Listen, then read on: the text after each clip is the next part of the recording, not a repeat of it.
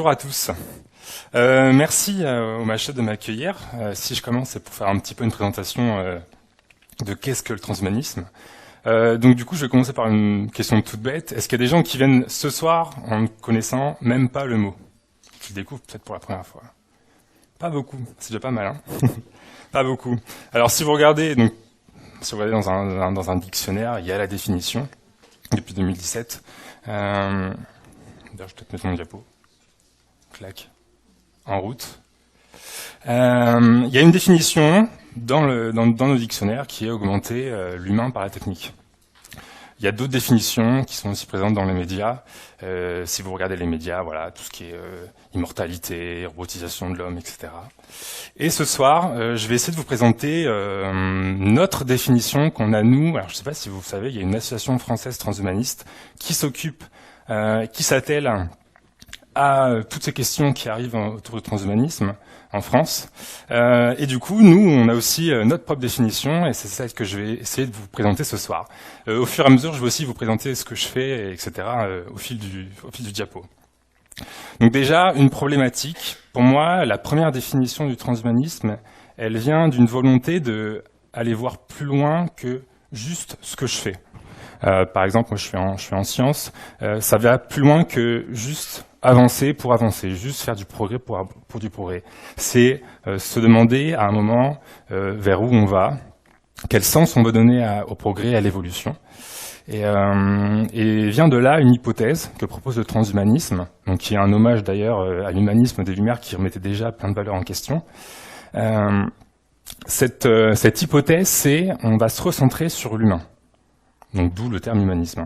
On va se recentrer sur l'humain pour se dire que nous sommes le cœur du problème. Nous sommes au centre, on va essayer de replacer l'humain au centre des préoccupations. Donc c'est pas placer l'homme au centre des priorités, ce qui est différent, hein. Les priorités, on les connaît tous aujourd'hui, c'est notamment l'environnement. Mais replacer l'homme au centre du problème, c'est vraiment dire qu'à un moment, on a pensé des choses ou des valeurs importantes sur qui nous sommes, comment on pense, comment on arbore le monde, comment on est éduqué, par exemple, qui sont aujourd'hui à remettre en question parce qu'on évolue et on a vu que, pour dire vraiment les choses, sur certains points, on a merdé, par exemple. Donc, des potentialités, c'est justement aller plus loin que ce qu'on est aujourd'hui, que les valeurs importantes qui sont les nôtres. Et alors, des valeurs importantes, on a remis plein en question, hein, notamment le vote des femmes ou reconnaître les Africains ou les Amérindiens comme des hommes, ou même se rendre compte que notre Terre est pas plate, ou par exemple qu'elle n'est pas au centre de l'univers. Ça, c'est pour les remises en question un peu éthiques, sociales, etc. Il y a aussi plein de remises en question technologiques. Hein, si vous prenez à peine 100 ans, avoir un téléphone qui permet avec des ondes de communiquer à l'autre bout de la planète en temps réel, c'est quelque chose d'absolument impossible, et pourtant aujourd'hui c'est totalement normal. Donc ça, c'est toutes ces hypothèses et ces potentialités qui vont être apportées. On va essayer d'aller plus loin et de oser remettre en question l'humain. Donc le transhumanisme, forcément, ça va pas être que des choses toutes simples comme ça va être aussi aller voir du coup la génétique, aller voir l'intelligence artificielle, et donc ni être dans forcer tout le monde, par exemple tout ce qui est jeunisme, etc., à bénéficier d'une technologie, ni non plus les réserver aux riches, mais être pile entre les deux. Nous, c'est ce qu'on veut prôner à l'Association française transhumaniste, c'est d'offrir le choix à chacun de choisir son futur. Donc, quelques petites précisions sur la notion de limite. On dit souvent que les transhumanistes, du coup, veulent aller plus loin, en remettant en question leurs valeurs, veulent aller plus loin que leurs limites. Moi, j'adore mes limites, hein, notamment, voilà, je fais du sport, j'adore être essoufflé après une séance d'athlétisme ou plein de choses comme ça. Mais toutes ces limites-là, on se rend très bien compte qu'aujourd'hui, elles ne peuvent plus être viables avec l'évolution de nos sociétés. Ça, c'est un fait, et voilà. Et donc, du coup, il faut oser remettre en question. Je parlais notamment, parce que moi, du coup, je suis étudiant en neurosciences, de quelque chose qui me tient à cœur, les neurosciences, du coup. Et notamment, par l'éducation, il est vraiment temps de...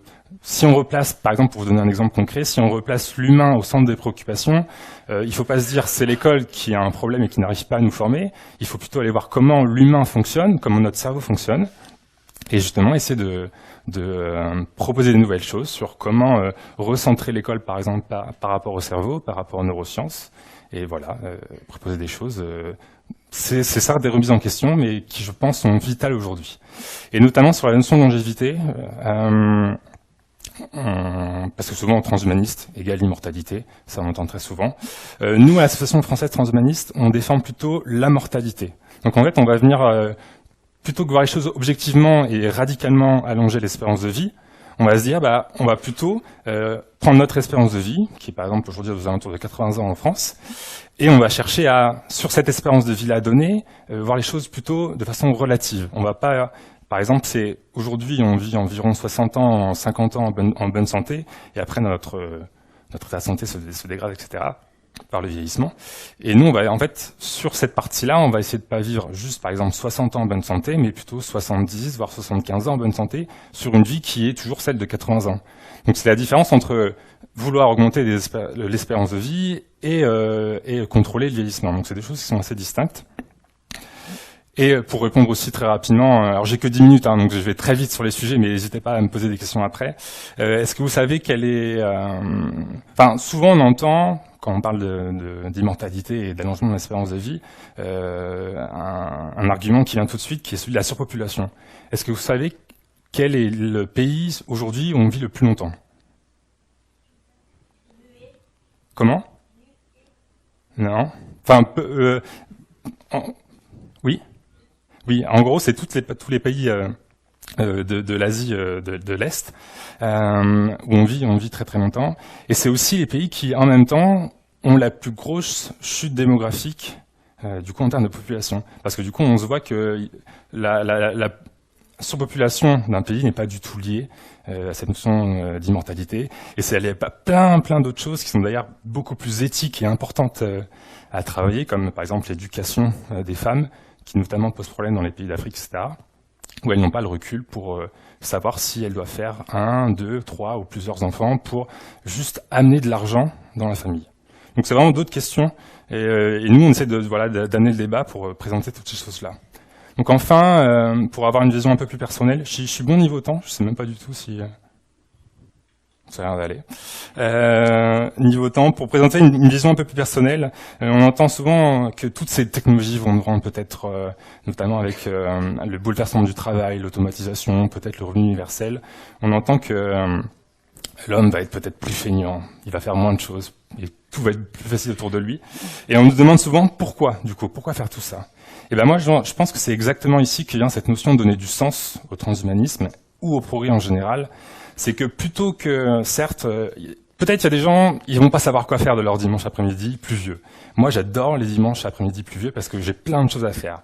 Et ben ces gens-là, bon, s'ils savent pas quoi faire de leur futur, peut-être. Mais je pense que ça peut nous ouvrir en facilitant plein de choses, comme en évitant d'avoir des jobs qui sont robotiques, qui sont robotisants, de vivre juste pour l'argent ou de passer beaucoup de temps dans les transports en commun, plein d'autres choses comme ça. Faire la queue, par exemple, à l'aéroport, ou avoir nos données médicales qui sont même pas automatisées en 2019.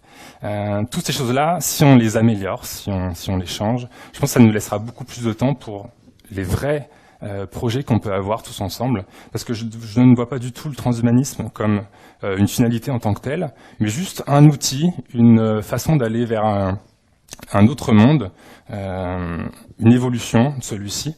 Et d'ailleurs, on parle souvent de changement radical. Radical, on pense parfois que c'est tout changer de A à Z. Radical, ça vient son étymologie, c'est changer l'essence. Donc c'est juste reprendre le cœur du problème, l'humain, et le modifier. Et augmenter ou améliorer l'humain ne signifie pas forcément le transformer. Donc voilà, nous ce qu'on propose, c'est de... Ça marche. Nous ce qu'on propose, c'est de continuer à rester humain, à accepter de continuer à se remettre en question sur plein de notions importantes. Et et notamment sur une vision qui m'est assez personnelle, c'est que par rapport à tout ce qu'on voit sur la robotique, la technologie ne veut pas dire forcément numérique et électronique, c'est aussi, moi j'aime bien voir la continuité de l'humain par rapport à la discontinuité en devenant robotique ou quoi que ce soit. Ça va peut-être permettre d'introduire un des speakers. Ça c'est une version personnelle, et du coup nous à Paris on a lancé H+ for Good et les cocktails H+.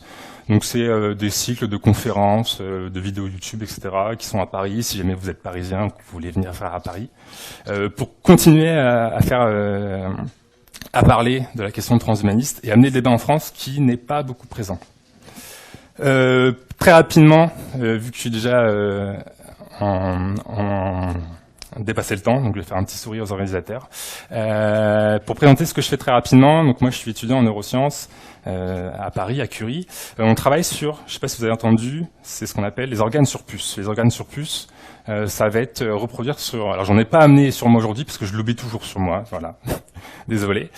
C'est des petites puces où on va venir recréer un micro-environnement vivant qui va mimer ce qui se passe vraiment dans le cerveau, donc avec des vrais neurones. Et l'objectif, il est triple, c'est réduire drastiquement le coût et le temps qu'on va passer à développer des médicaments, parce qu'en fait, on ne va plus avoir besoin d'expérimentation animale, et ça, c'est la troisième possibilité que ça offre, ne plus avoir besoin d'expérimentation animale, parce que du coup, on travaille directement sur des tissus qui peuvent être des tissus humains, et ça permet d'imaginer voilà, tout ce qui est tissu régénérant de demain. Par exemple, si vous vous cassez, je ne sais pas si vous êtes paraplégique ou tétraplégique, on espère que demain, on pourra vous redonner, plutôt que passer par une prothèse ou un exosquelette assez encombrant, de repasser juste par la revitalisation de vos jambes et de vos nerfs. Donc pour finir, je vais vous montrer une petite vidéo de ce que moi je trouve très très mignon. C'est un petit, ce qu'on va faire pousser ici, c'est un petit axone, donc c'est les petites liaisons qu'il y a au bout de vos neurones. On va essayer de les faire pousser dans des micro-canons qui font 1 micron de large, donc c'est 1 million de fois plus petit que le mètre. Il y a une autre petite vidéo juste après. Voilà, donc c'est juste pour montrer exactement ce que moi je fais et ce que je pense être, et là c'est un point de vue personnel, une approche et des technologies qui sont transhumanistes et qui sont assumées transhumanistes. Voilà, c'est tout pour moi. Merci à vous. Merci Terence.